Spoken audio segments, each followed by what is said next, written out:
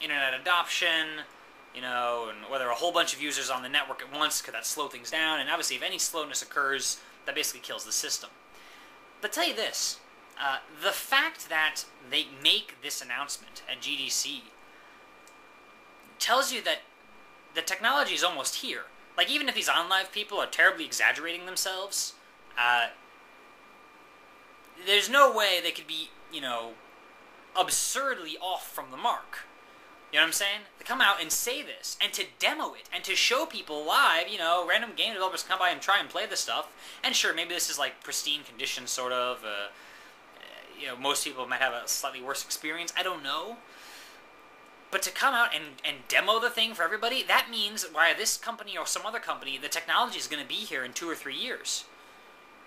And in 2 or 3 years, it'll be just like, just do everything on the cloud side. Just to, you know, you're going to see less and less reason to own a console, to own a tripped-out computer of any kind. That's interesting. And the crazy thing is they already have competition. There's something called Gaikai was just announced. They were going to announce themselves at E3. And then because of OnLive, they were forced to hand say, yeah, actually working on this too. And there's a company called Otoy, O-T-O-Y, also aiming to deliver a similar service.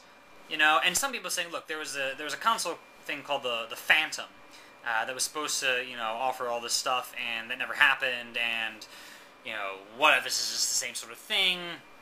There's also the issue of whether your internet service provider is going to be happy with so much data going down through all the time.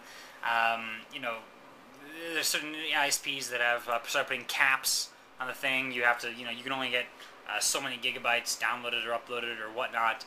And at a certain point, you know, you either pay more or you just can't, they shut off your internet or stuff like that.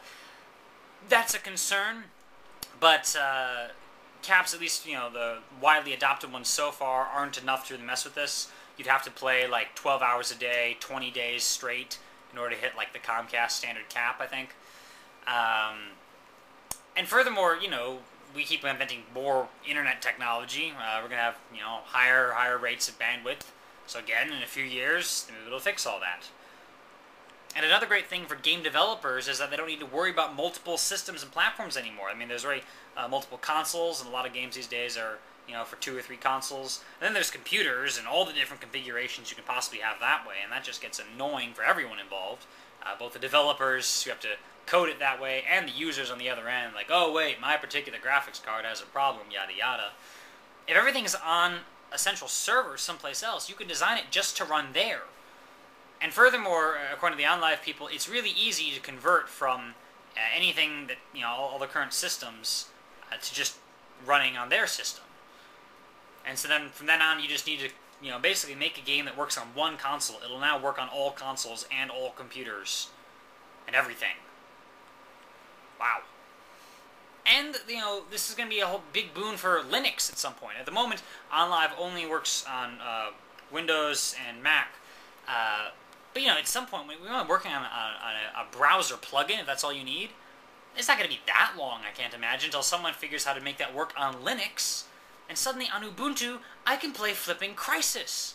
In the exact same way that I can play, you know, that I would theoretically be able to play if I had a good computer and running Windows. I love this great equalizing notion of OnLive. As long as you have an internet connection, you have access to everything, is the idea.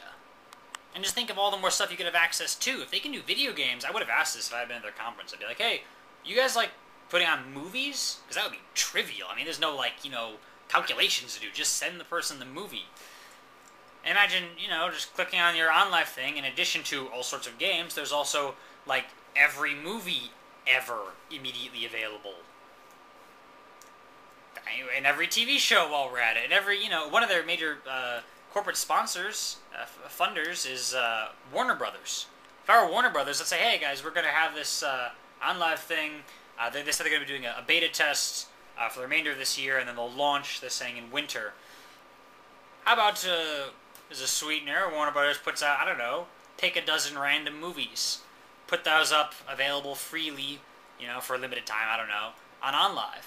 And you can do that freely for limited time, you know? You can't, there's nothing downloaded, so people are going to get it and pirate it. You say, hey, here's The Dark Knight for being beta tester on OnLive. You get to watch this, and everyone just click, there it is, immediately. It's crazy.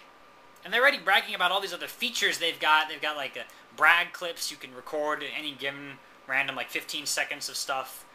It can be recorded immediately and then sent to all your friends and everything. They've got like the initial menu you walk into. It's like, okay, here's icons you can click on. On the side there's video. And the video is of real players playing games. And just because they can, they're sending you like live feeds of other people playing games. Wow.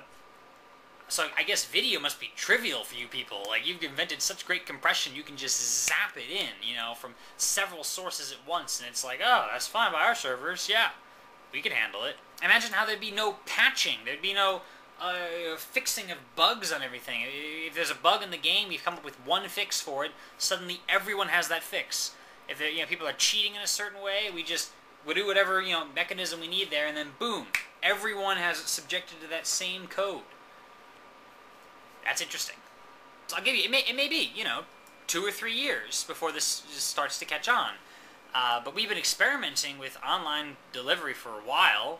I mean, generally what we have is just downloading something that you have on Valve's Steam service. But we've been talking about this for quite a bit. I think it was Will Wright, perhaps it was GDC. Someone was saying that, people were messing around with the idea of CDs for quite a while until finally, we got it set and standardized, and the whole thing exploded, and all the games were available, computer games anyway, on CDs. And then, furthermore, we got to, disc-based stuff on all the consoles. And he says we may be, approaching that explosion point here. Even if OnLive itself is crap, the fact that they could demo as much as they did shows that something is going on. And I seriously doubt, this is entirely made up, right?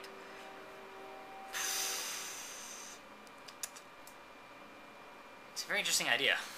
Yeah, there are a few criticisms that are going to crop up here. For instance, you're not going to own your games per se. You're going to own a subscription. And if for some reason that gets canceled, you're not going to have any of your games anymore. Also, if OnLive ever goes down, that means all your games go down with it. If it folds, in a business sense, then quite possibly you're left with nothing. I'll give you that. And that's why it may take a few years for everyone to, know this will work, know that they can trust it, know that, or have certain agreements, or if the company has problems, I don't know, we refund something, or who knows what. But we're looking at this wonderful opportunity, even if it takes 5 years, 10 years for this to work out. There goes a standard model of thinking in video games. There goes a whole lot of stuff. What are the console developers going to do? I don't know. Focus on input devices, maybe. Nintendo developed this. Got a Wiimote here.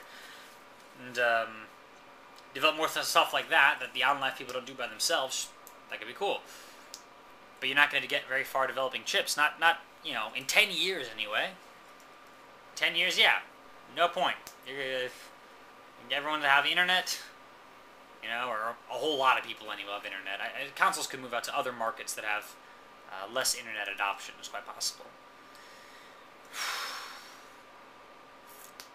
But overall, and again, even if this particular company doesn't work out half as well as we expect, times are changing. Things are changing very rapidly. And I say we all ought to pay attention. Thanks for watching. See you later.